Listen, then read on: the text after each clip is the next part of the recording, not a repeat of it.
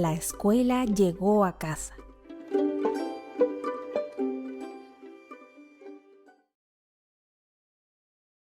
Hola, ¿cómo están? Yo me llamo Gilda Vega Olivero, soy profesora de Historia, Geografía y Educación Cívica y la clase de hoy día es para quinto básico. ¿De qué vamos a hablar? Hoy día el tema va a ser las relaciones hispano-mapuches durante la conquista y colonia. El objetivo es lo que debemos aprender. El objetivo nos dice que vamos a ser capaces de explicar y dar ejemplos de las distintas formas en las que los españoles y mapuches se relacionaron en esos 3 largos siglos. Eso es el objetivo, pero hay un propósito, es decir, ¿para qué me sirve saber lo que ocurrió en ese periodo? Y para ello yo los quiero invitar a analizar, para que después puedan explicar, la siguiente imagen. Esta imagen es de un estudio que hizo la Universidad de Chile el año 2015 sobre nuestra composición étnica, es decir, de dónde provenimos los chilenos. Y se dieron cuenta que el 52%, más o menos, en promedio de los chilenos, su ADN es de origen europeo. Y el resto es en un 44% de origen indígena y un 4% de origen africano. También somos descendientes de esos antiguos esclavos que llegaron a la colonia. Y en la Araucanía, eso se varía y el componente indígena es más alto que el componente europeo. ¿Por qué será que nosotros, que somos de esta región, nuestro porcentaje en el ADN indígena es más alto? Es lo que vamos a averiguar hoy día y es parte del propósito de la clase. Comenzamos. Esta es una línea temporal, es para que nos ubiquemos. El siglo XVI se le llama el siglo de conquista, pero no fue una conquista en todo el territorio, sino simplemente en la zona central de Chile hasta más o menos Copiapó. El siglo XVI y XVII van a ser cuando los españoles se asientan en la zona central, pero continúan todo el trabajo de conquista en la zona sur, que va a ser muy distinta su estrategia en esa época. Para contextualizar, nosotros éramos colonia de España, eso ustedes ya lo saben.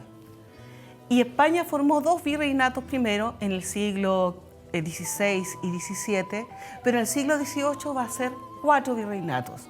Nosotros como Chile, como colonia de Chile, vamos a pertenecer al virreinato del Perú. ¿Cuál era nuestra extensión territorial como Capitanía General o Gobernación de Chile? Muy distinta a la de ahora. Comenzábamos acá, en lo que hoy día es Copiapó más o menos, el despoblado de Atacama, y continuábamos hasta la zona austral. Los españoles durante el siglo XVI e incluso XVII nunca lograron llegar al estrecho de Magallanes. Para que tengan una idea, el mapa actual de nuestro país, si corresponde a esa expresión territorial, sería esto. Todas las regiones que comprometería. ¿Cómo se relacionaron los mapuches y los españoles, o más bien los pueblos originarios en general y los españoles? Primero, a través de las formas de trabajo. ¿Cuál era la forma de trabajo?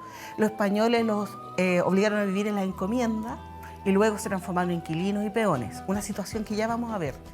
También hubo otra forma, el comercio que mantuvieron con los pueblos originarios a través del trueque, del intercambio de productos y la evangelización. La evangelización fue una herramienta poderosa para que los españoles conquistaran y finalmente colonizaran este país. Pero se va a producir, tal como dice acá, un profundo mestizaje en la zona central. Fue mucho más fácil para los españoles conquistar, dominar ese espacio que esta zona, que esta región que nosotros habitamos hoy en día. La frontera entre españoles y mapuches. Partimos del siglo XVI, cuando recién llegan acá los españoles. Van a hacer una guerra ofensiva, como la que hicieron en Perú y en México, pero que no les va a resultar de la misma forma con los mapuches. ¿Por qué? Porque a diferencia de los otros grandes imperios, los mapuches no tenían un solo emperador, un solo poder central, sino que cada grupo combatía a su manera.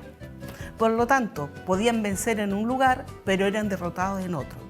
Además, la enorme cantidad de población mapuche tampoco los dejaba atacar tan fácilmente.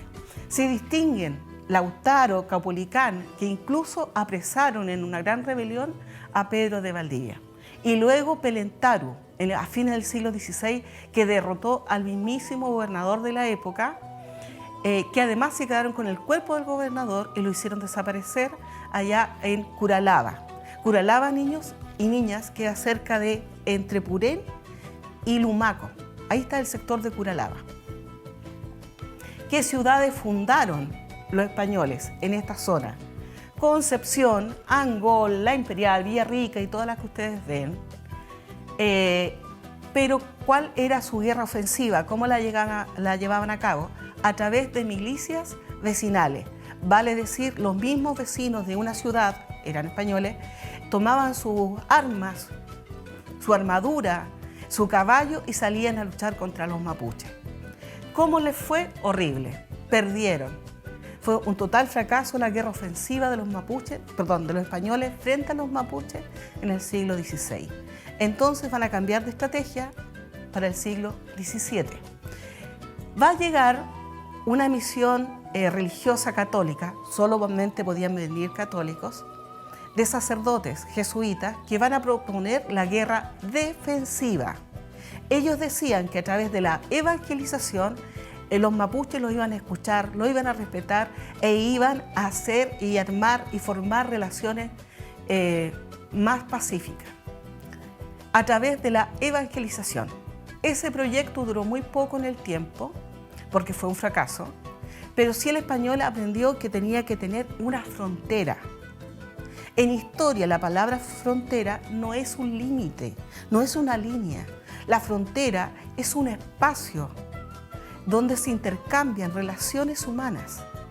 Probablemente el español quería imponer su forma de vida y la resistencia mapuche fue enorme. Y a la vez se fueron configurando otras formas de relacionarse. Probablemente también surgió la amistad, surgieron los matrimonios, el intercambio de productos. Entonces, si bien no resultó la evangelización, el español hizo una frontera que fue el río Biobío. Y la ciudad que quedó inmediatamente al norte del río Biobío fue la ciudad de Concepción. Y desde ahí venían las tropas de españoles a tentar suerte y poder avanzar con esa frontera.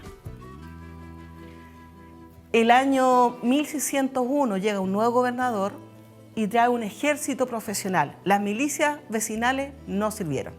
Este ejército profesional se va a quedar en la ciudad de Concepción y va a significar un mayor resguardo, pero también un gran componente económico, porque por primera vez van a recibir sueldos siempre, y al tener más dinero, esa zona va a tener un mayor dinamismo económico.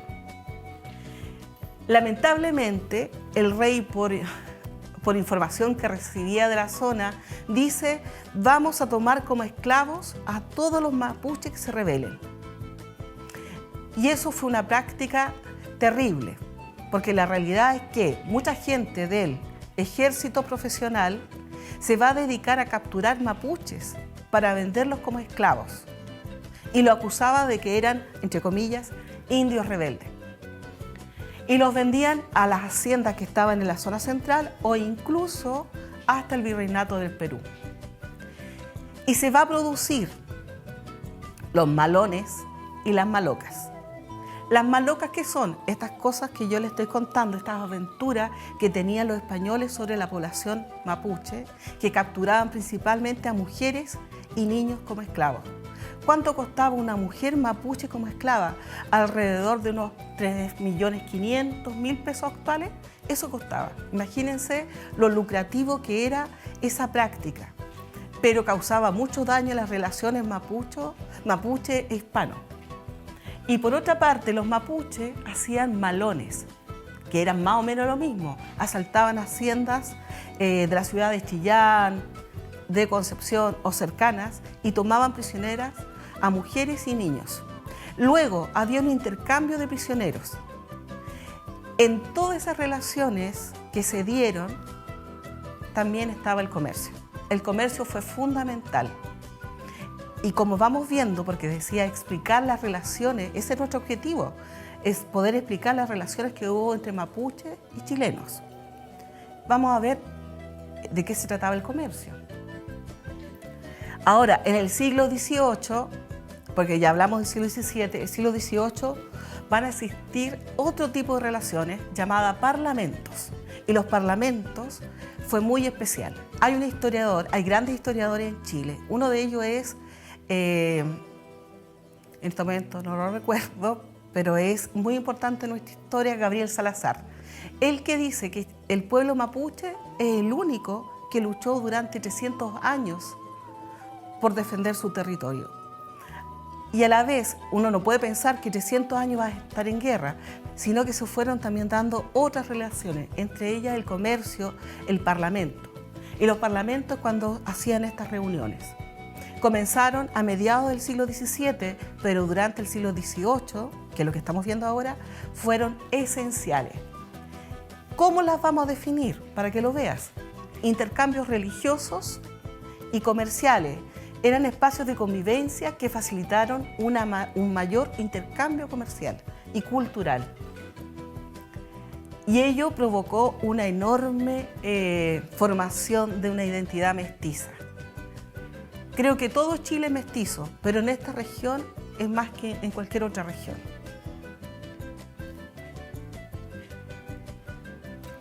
Acá vemos dos imágenes de lo que sería un parlamento.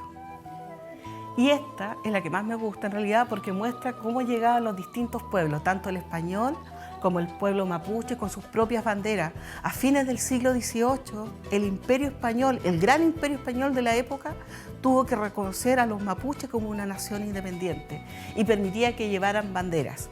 En esas reuniones hacían misa y permitían que los mapuches expresaran durante la misa sus propias creencias religiosas. Intercambiaban distintos productos. Imagínense la riqueza cultural que se forjó en aquella época.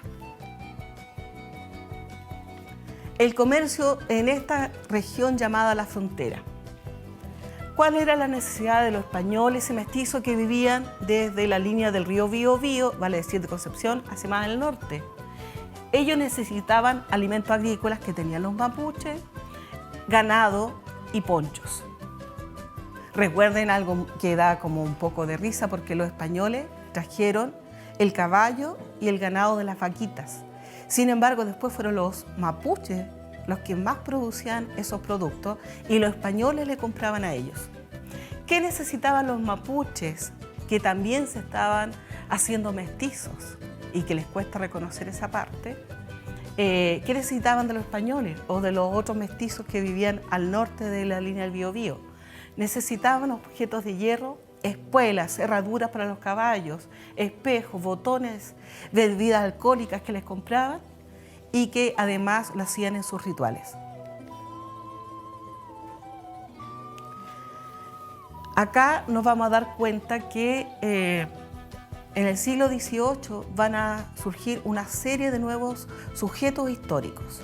Los sujetos históricos son aquellos personajes que son importantes para las relaciones que tenían las personas y que son nuevos, antes no existían.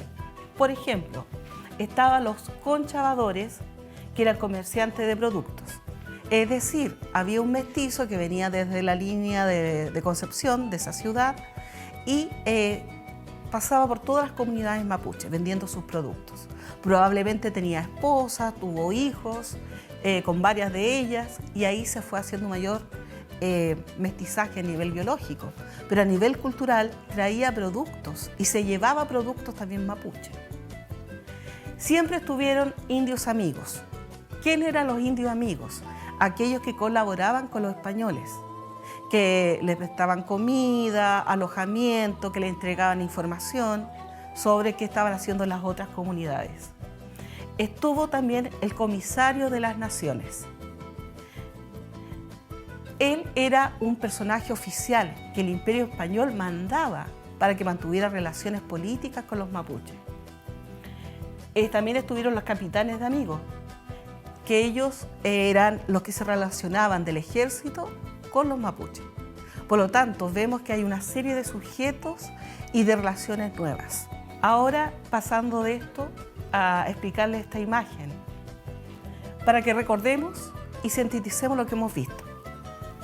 Chile llegaba de Copiapó hasta el Estrecho de Magallanes y la situación colonial fue muy distinta. En la zona central existió un profundo mestizaje y se desarrolló la colonia.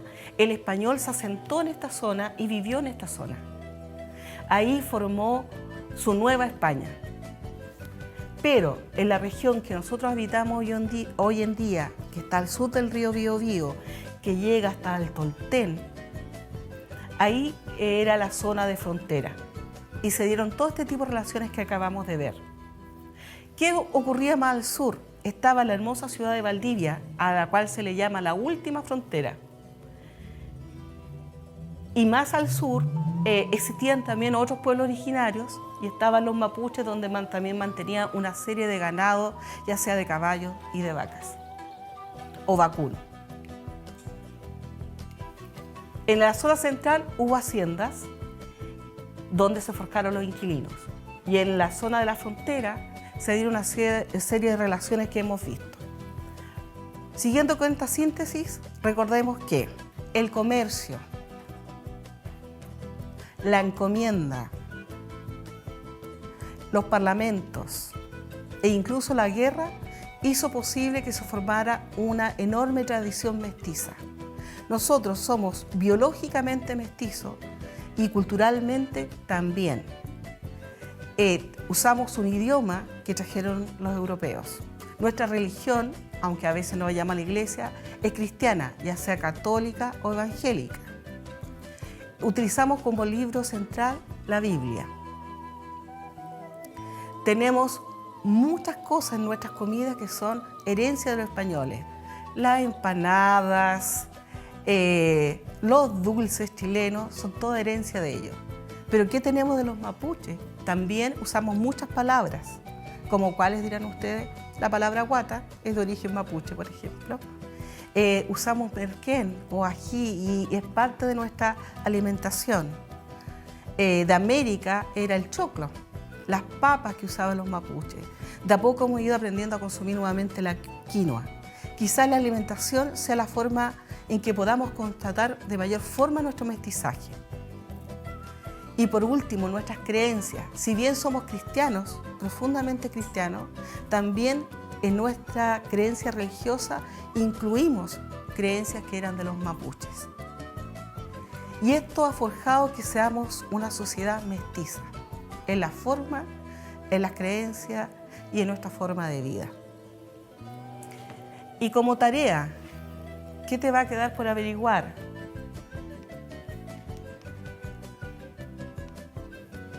Lo más importante, ¿qué tienes tú como mestizo? Espero que cumplas tu tarea y pienses, reflexiones sobre lo que hemos visto en esta clase y cuánto es y participas de tu mestizaje. Hola, ¿cómo están? Mi nombre es Gilda Vega, soy profesora de Historia y Geografía y hoy nuestra clase será para sexto año. ¿Cuál es el tema que vamos a ver? La economía del salitre y la cuestión social. Este tema es muy relevante para nuestra historia como país, pero por sobre todo para las organizaciones sociales.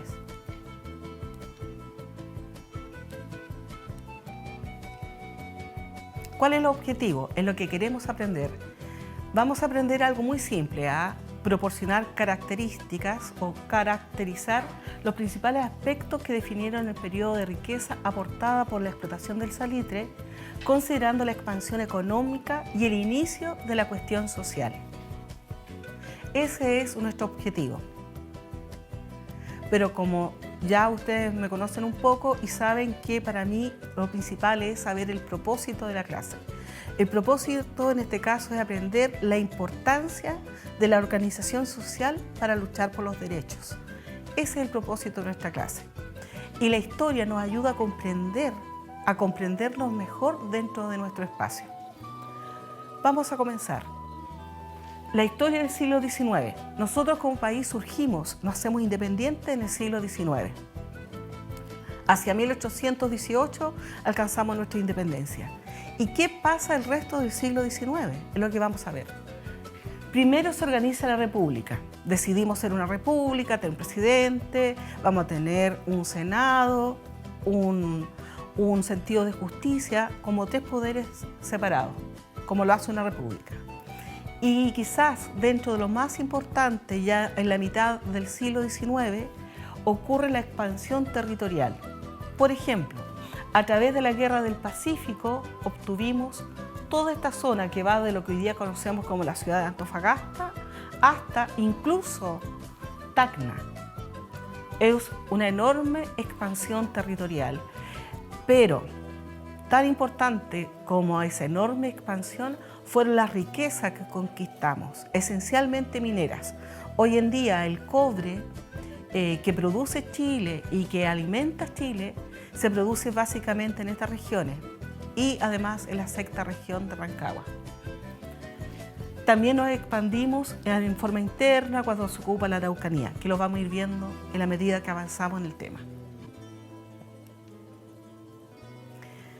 La economía chilena, una vez que capturamos estas tierras, va a depender de la minería del salitre. Este ciclo salitrero, que le va a dar más del 50% de la riqueza al país, va desde el año 1880 a fines del siglo XIX hasta gran parte del siglo XX, hasta 1930. Van a ser más o menos unos 35 años. Acá está la oficina salitrera de Santa Laura, lo que queda hoy en día, y ahí vivían antes los antiguos obreros del salitre, y fue una economía, como aparece en su texto de estudio, monoexportadora, vale decir, se basaba en la exportación de productos, pero de un solo producto, uno, que era el salitre.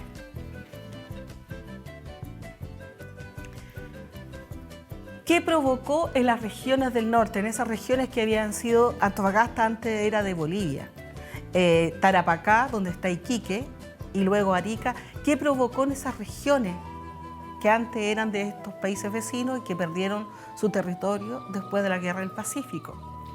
Va a provocar que en 30 años aumente la oficina salitrera, de 80 pasen a 102. Aumente la población, explosión demográfica, en 30 años de 88.000 habitantes pasaron a ser 292.000. Aumentó la fuerza de trabajo en 40 años de 4.000 empleados a 60.000 empleados. O sea, ya esa cifra nos debe hacer pensar que la economía en general giraba en torno al salitre. Aumentó los recursos del Estado o fiscales, hubo un crecimiento industrial para este nuevo tipo de obrero y para estas nuevas riquezas que van a surgir, y va a haber un auge triguero en la Araucanía. Nuestra región también va a participar de este nuevo dinamismo económico, proporcionando el trigo. Recuerden que, y si le preguntan a sus abuelos, probablemente le van a decir que Angol y esta zona en general era conocida como el granero de Chile. ¿Por qué el salitre era importante para otros países? Uno, era fertilizante maravilloso para la tierra. Dos, y esto es lo principal, el salitre servía para elaborar la pólvora. Ya les dije, o ya les mencioné, que la riqueza del salitre fue entre 1880 hasta 1930. ¿Qué cosas ocurrían a nivel mundial? Dos. Una fue la paz armada. Los países europeos se prepararon para la Primera Guerra Mundial. No sabían que iba a venir, pero estaban creando armas y preparándose para esta guerra. Por lo tanto, consumieron grandes cantidades de salitre. Lo mismo ocurre durante la Primera Guerra Mundial, que es la imagen que representa cómo los soldados se van a la Primera Guerra. El salitre era lo que más se necesitaba y lo que más Chile vendía. nos ganamos la riqueza. Era como el petróleo hoy en día, pero el salitre es blanco, el petróleo blanco. ¿En qué se ocupó estos ingresos?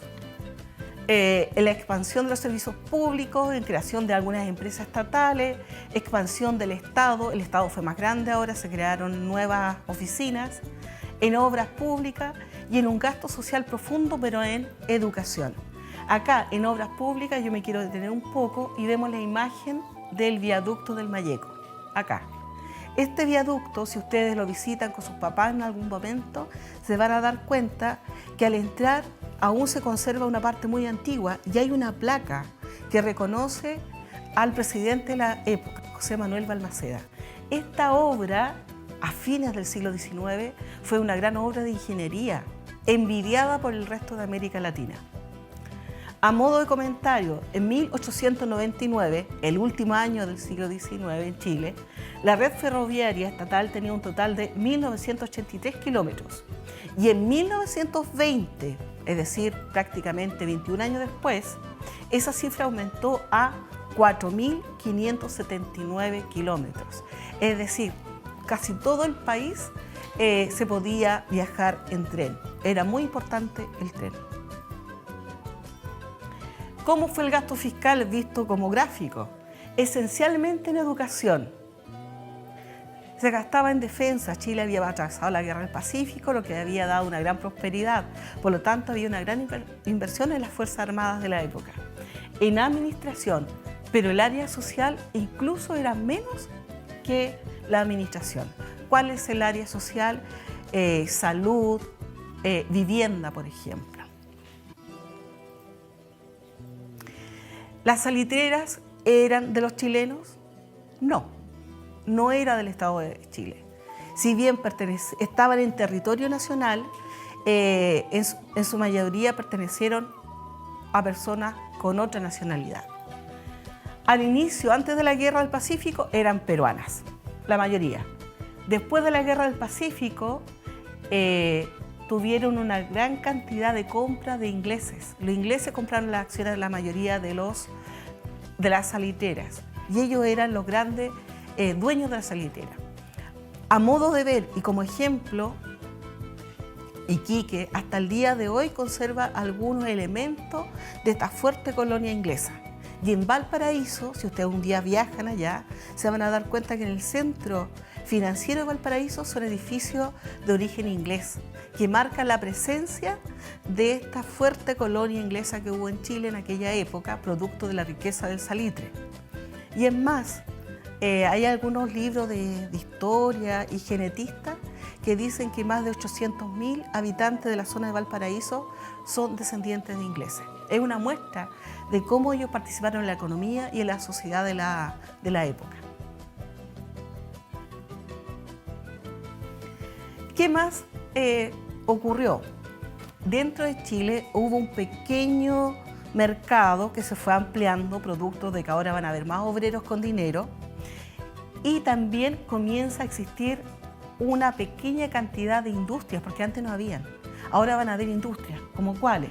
Imprenta y papel, de cuero y calzado, de tabaco, de muebles y madera, entre otras, de gomas también. Por lo tanto, va a permitir un incipiente desarrollo industrial, de una industria manufacturera, que era para las cosas del diario vivir.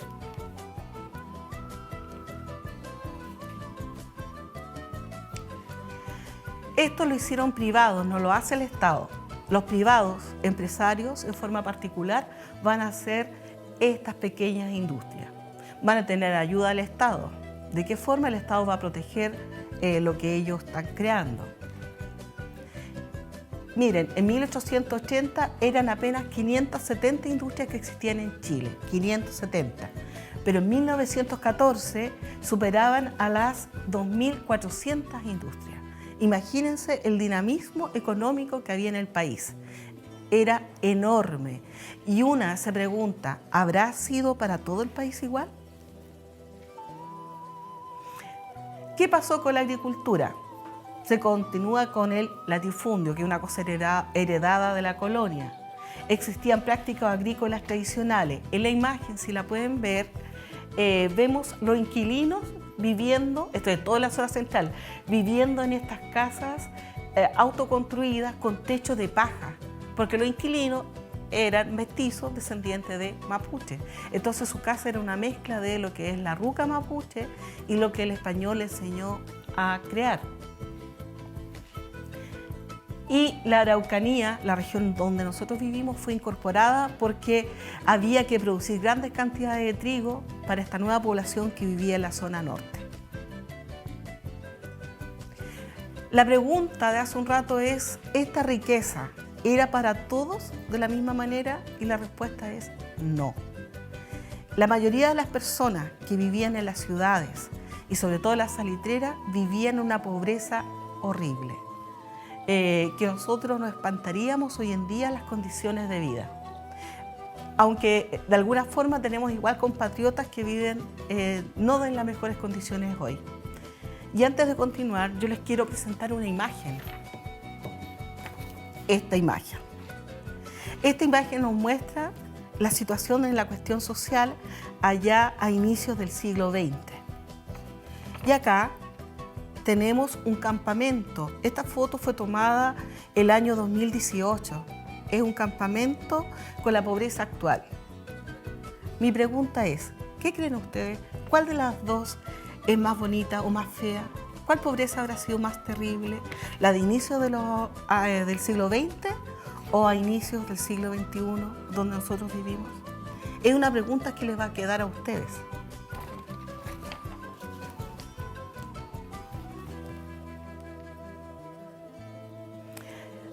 ¿Qué problemas presentaba la llamada cuestión social, tanto en la ciudad como en las salitreras?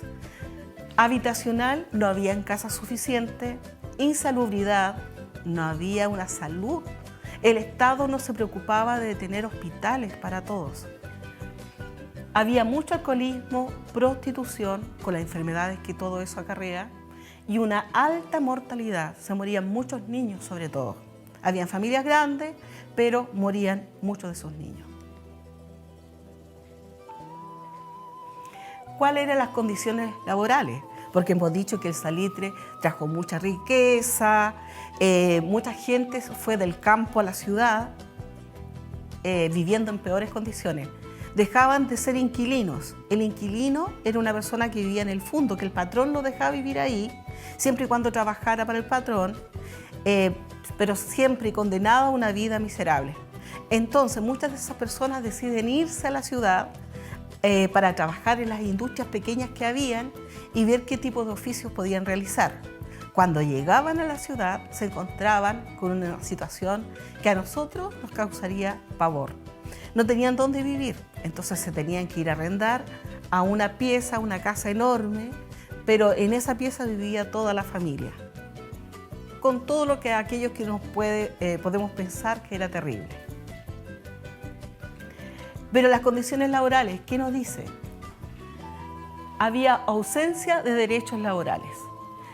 Algo que a nosotros nos parece tan obvio hoy en día, como por ejemplo un contrato de trabajo, eso no existía. No existían los contratos de trabajo, no existían los derechos, nada. Se encontraron con nuevas formas de trabajo las personas que se fueron a la ciudad o a las salitreras, pero no había un resguardo legal para esas personas. E incluso las formas de pago muchas veces eran las mismas pulperías. ¿Qué quiere decir esto? Las pulperías, el patrón allá en la faena salitrera le pagaba al obrero, pero le pagaba con fichas que podían ser de madera, de metal o cartones, y solamente las podía ocupar en el almacén de la salitrera, que le decían pulpería, porque era como un pulpo que se le sacaba todo lo que ellos habían ganado.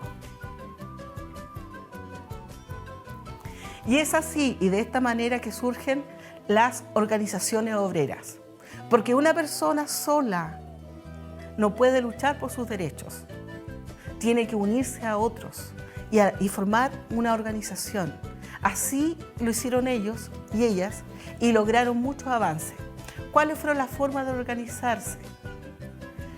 Las mutuales. Las mutuales buscaban no solamente mejorar su condición laboral, también querían mejorar la condición intelectual de los obreros a través de escuelas para obreros. Las sociedades de resistencia eran mucho más drásticas porque ellos querían luchar destruyendo la maquinaria que reemplazaba al obrero. Las cooperativas propiciaron las ideas de asociación y cooperación en distintos grupos humanos. Las mancomunales lucharon en contra del sector patronal y postularon la transformación de las relaciones productivas. Y finalmente estaba la Federación Obrera de Chile. Imagínense, en aquella época comenzaron a existir y se crearon 1, 2, 3, 4, 5 formas para que los obreros lucharan por sus derechos.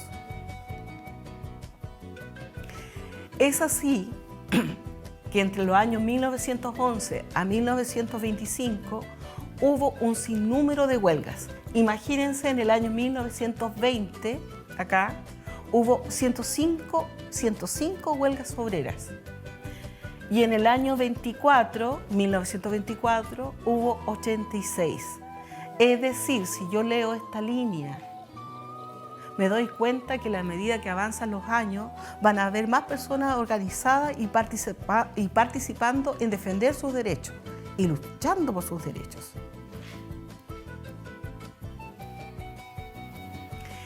Y se lograron poquitas leyes, porque y hay que ir comparando. Estas leyes que se lograron fueron Consejo Superior de Higiene Pública, habitaciones obreras, descanso dominical, que significa descansar un día a la semana, la ley de la silla, que era para empleados que atendían público, que vendían, podían sentarse por 1 hora en una silla, para que no estuvieran todo el día de pie. Salas cuna, por fin un contrato de trabajo y seguro obrero, porque el grupo que dominaba el país, el grupo que estaba en los cargos públicos, políticos más altos, no se daba cuenta del sufrimiento obrero y no quería transar y negociar. Así que apenas hicieron estas poquitas leyes. Mientras que hay 2 huelgas que impactaron a nivel país e incluso a nivel internacional. Una fue la huelga de la carne en 1905 y la otra fue la huelga llamada Santa María de Iquique en 1907. Esa huelga murieron alrededor, según los registros oficiales, menos de 1000 personas. Según los registros de otros historiadores, murieron alrededor de 3000 personas. Y todos los relatos que se pueden recabar dicen que corrían ríos de sangre ese día en Iquique, porque como es un puerto, todo desciende hacia el mar. Porque mataron a muchos obreros, a su familia, a sus hijitos que estaban en una escuela, llamada Escuela Santa María. ¿Cuándo termina el salitre? El ciclo del salitre va a terminar en 1930 y lo que va a dejar como consecuencia es la pobreza. Y si nosotros hacemos una comparación, tenemos lo mismo. Hoy en día Chile vive de un 50% del cobre.